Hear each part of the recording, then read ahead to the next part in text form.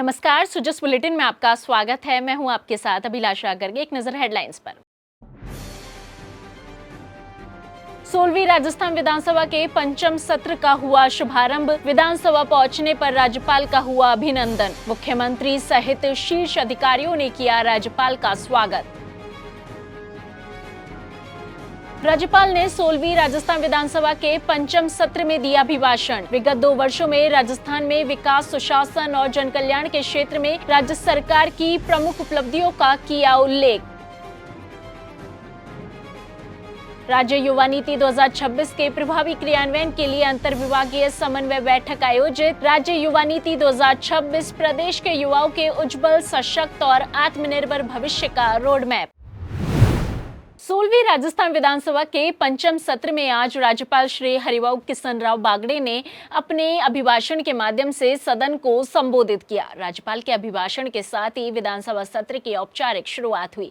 श्री बागड़े के विधानसभा पहुंचने पर उनका विधानसभा अध्यक्ष श्री वासुदेव देवनानी, मुख्यमंत्री श्री भजनलाल शर्मा, मुख्य सचिव श्री वी श्रीनिवास और विधानसभा के प्रमुख सचिव श्री भारत भूषण शर्मा ने स्वागत किया।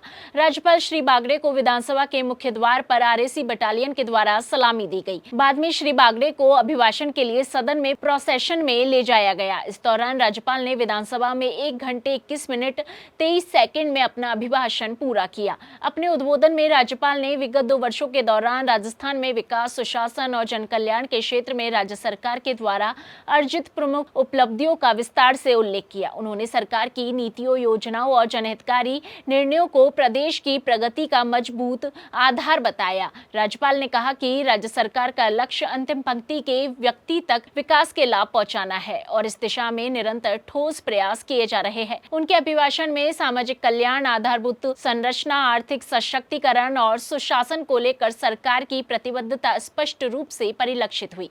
मुख्यमंत्री श्री भजनलाल शर्मा ने राज्यपाल के मार्गदर्शक संबोधन को प्रदेश के विकास और जनसेवा के संकल्प को नई ऊर्जा देने वाला बताया। उन्होंने कहा कि राज्यपाल के दूरदर्शी विचारों और मार्गदर्शन से सरकार को जन आकांक्षाओं की पूर्ति के लिए और अधिक प्रेरणा और शक्ति प्राप्त हुई है।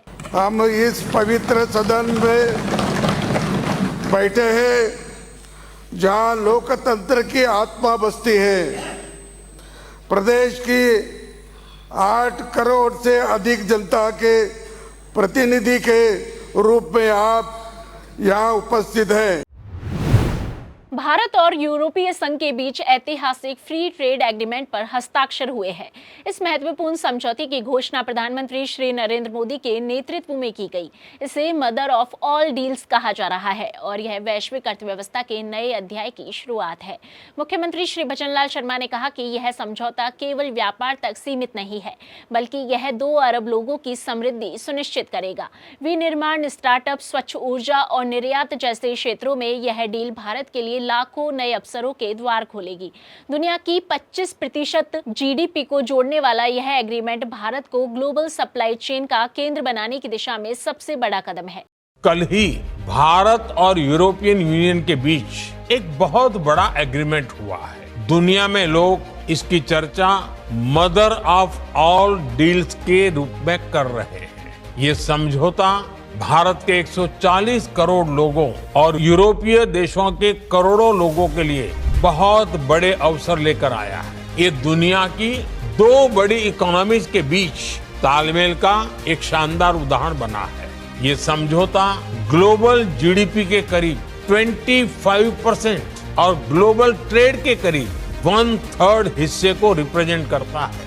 ये समझौता ट्रेड के साथ साथ डेमोक्रेसी और रूल ऑफ लॉ के प्रति हमारे शेयर्ड कमिटमेंट को भी सशक्त करता है। साथियों, ईयू के साथ हुआ ये फ्री ट्रेड एग्रीमेंट ब्रिटेन और एफ्टा समझौतों को भी कॉम्प्लीमेंट करेगा। इससे ट्रेड और ग्लोबल सप्लाई चेन दोनों को मजबूती मिलेगी। इस ट्रेड डील से भारत में मैन्युफैक्चरिंग को तो बल मिलेगा ही, साथ ही सर्विसेज से जुड़े सेक्टर का भी और अधिक विस्तार होगा।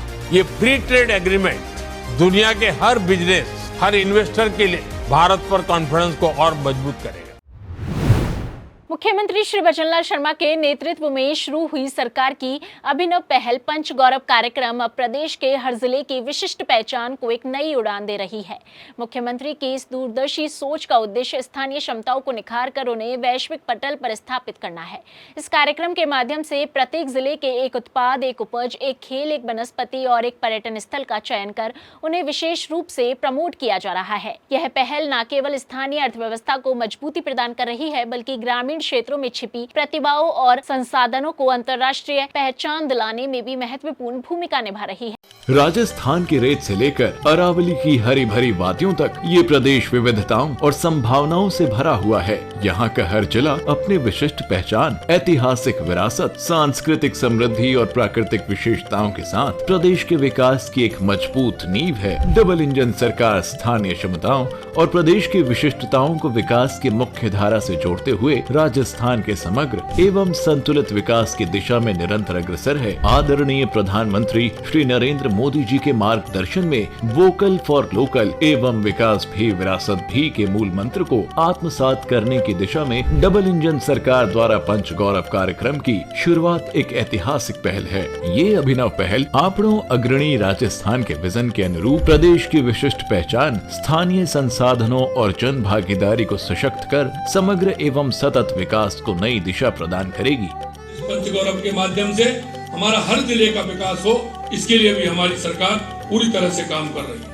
पंच गौरव कार्यक्रम का मुख्य उद्देश्य प्रदेश के प्रत्येक जिलों में एक उत्पाद, एक उपज, एक खेल, एक वनस्पति और एक पर्यटन स्थल के विकास को केंद्र में रखकर आर्थिक विकास को गति देना है। ये पहल न केवल आर्थिक सशक्तिकरण का आधार है, बल्कि सामाजिक, सांस्कृतिक और पर्यावरणीय संतुलन को भी सुदृढ़ करती है। राजस्थान की डबल इंजन सरकार जिलों के विकास को नई उड़ान देने, स्थानीय उत्पादों को राष्ट्रीय एवं वैश्विक पहचान दिलाने तथा किसानों को आत्मनिर्भर बनाने और युवाओं के लिए रोजगार के अवसर सृजित करने के लिए पूर्ण प्रतिबद्धता के साथ आगे बढ़ रही है।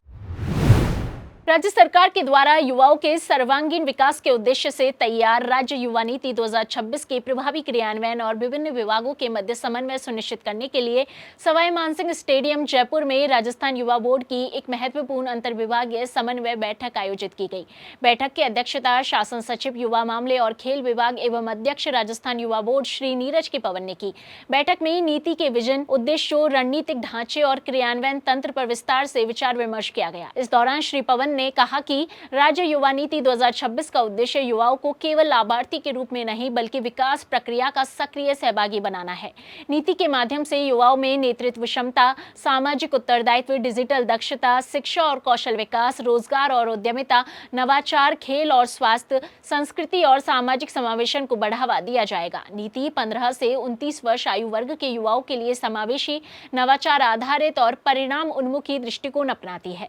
बैठक में नीति के साथ फोकस क्षेत्रों, नेतृत्व और सामाजिक जिम्मेदारी, डिजिटल सशक्तिकरण, शिक्षा और कौशल विकास, रोजगार और उद्यमिता, खेल, स्वास्थ्य, संस्कृति, कलाएं और समावेशन समानता पर विशेष चर्चा हुई। विभागीय योजनाओं, कार्यक्रमों और गतिविधियों को नीति के लक्ष्यों के अनुरूप संरेखित करने, युवाओं की डिजिटल पहुंच सुदृढ़ करने, कौशल उन्नयन, रोजगार उन्मुख प्रशिक्षण और नवाचार व उद्यमिता के अनुकूल पारिस्थितिकी तंत्र विकसित करने पर बल दिया गया। सरकारी योजनाएं जब जमीन पर उतरती है तो वे कागजों से निकलकर जिंदगियों में बदलाव लाती है। ये योजनाएं केवल सहायता नहीं, बल्कि आत्मनिर्भरता, सम्मान और उज्जवल भविष्य की राह होती है। ये सरकारी योजनाएं मुख्यमंत्री श्री भजनलाल शर्मा के नेतृत्व में महिलाओं के जीवन में आत्मनिर्भरता और सम्मान की प्रतीक बन रही है। बेटियां अगर सशक्त हो तो पूरा समाज सशक्त होता है। राज्य सरकार की लाडो प्रोत्साहन योजना इसी सोच को साकार कर रही है।